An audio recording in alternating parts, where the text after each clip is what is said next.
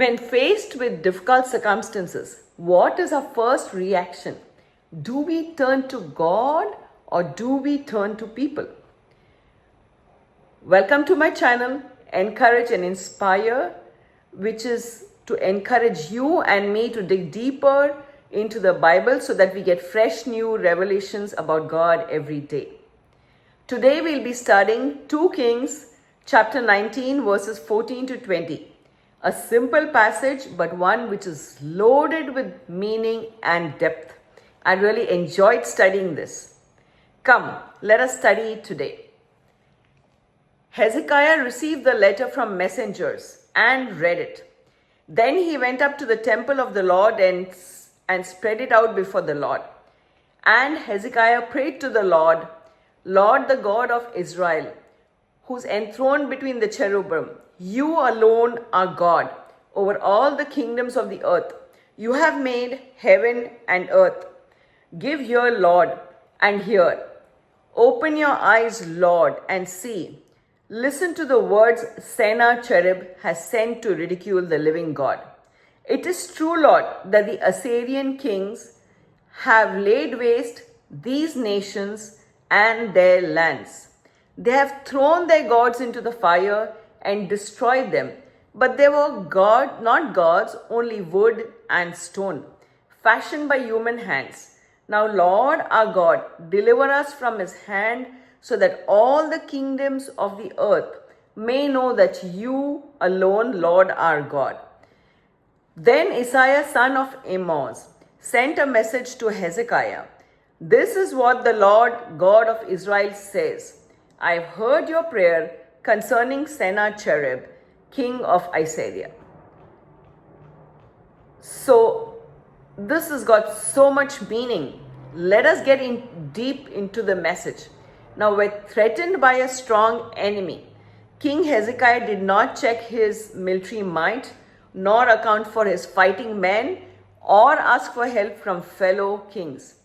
Instead, he went straight to the Lord and humbled himself before him. He did not feel any shame or it to be below his dignity to humble himself in the temple in front of God. He set such a good example when faced with difficulty. Run to God and first ask him for help rather than turn to fellow human beings. Be humble before the Lord and he will lift us up. Even in his prayers, he starts with praise, praising God that he is a creator and he is in control of the whole world. He pointed out that the enemy king had insulted God. Sennacherib overstepped the boundaries when he ridiculed God. In his pride, he thought God was just a false idol like the rest of the gods that he had defeated. Hezekiah is not blind, it's not blind faith. He understands and he concedes that other nations stronger than him had been defeated. But he also knew that their gods were only false gods. He understood, he realized, and acknowledged that he serves a living God. He understood who he was, a follower of the living God, and prayed these prayers with bold authority. He asked for protection and deliverance from the enemy. Not only did he ask for protection, but that the enemy should be defeated, which is a really bold prayer. It is bold in the light of the fact that the enemy was super strong, had a vast army, and was powerful. Yet, Hezekiah asked not only for deliverance, but also that he be defeated, so that the whole world would know that yes, he has not done it on his own might, and it's because of the Lord, his God, who has defeated the enemy, that such a powerful enemy could be defeated. This then in turn would be a strong witness to the rest of the world that when God stands with his people, no one can stand against them. He could do this Because he had faith, he had a deep relationship with the Lord, intimate relationship with him. He obeyed him, and he understood the power of God and his deep love for us. So when we walk in a deep relationship with the Lord, we start understanding the power of God, his majesty, his strength, and how deep his love is for us. His eyes were not focused on the problem or the massive size of the enemy, but on God. Remember, do not tell God how big our problem is, but tell your problems how big our God is. So, what are some of the characteristics of the Lord we see here? This is an interesting challenge. Keep doing it in every passage that you read to write down and note down God's characteristics that we see here. I have noted down a few. Deep agape love. He is powerful and majestic. He is the living God. He is a miracle worker. He is a victorious king. He is merciful and compassionate. He has majesty and strength. He is a protector and deliverer. He creates and sustains us. He has sovereign control over the whole world. He hears and answers us. He gives us victory over the enemy. These are few of the characteristics that I have written down. Feel free for you also to dig deeper and write down additional characteristics which I may have missed. So friends, now we have understood this passage and the depth of the meaning and what God is trying to tell us and teach us through this lesson. How do we apply this to our lives? So the first question you need to ask yourself is, when faced with a difficult circumstance, what do we do? Do we first turn to people or do we turn to God?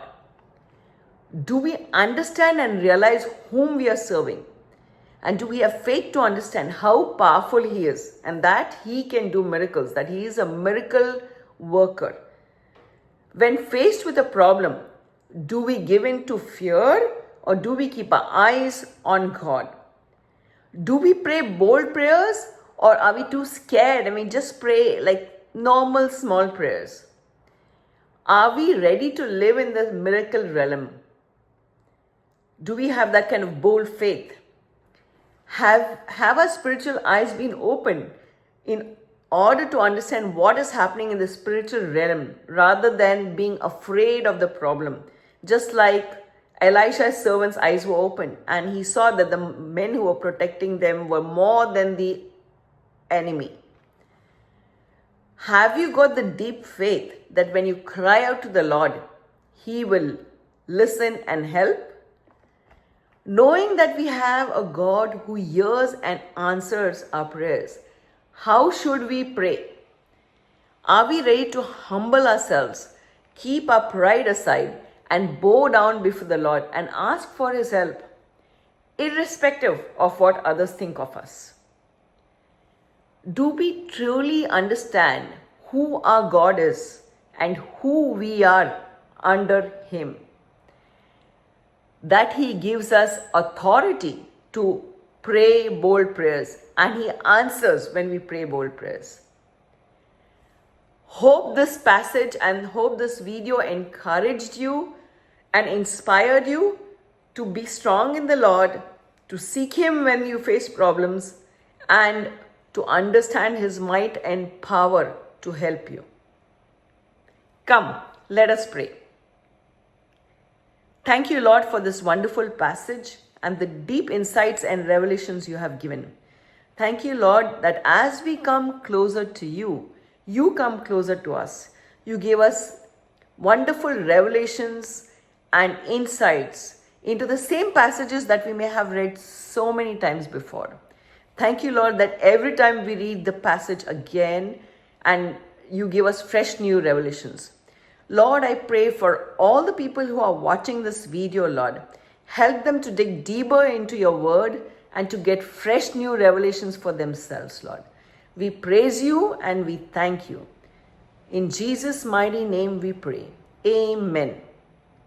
Friends, If you like this video, don't forget to click on subscribe to see many more inspiring videos like this.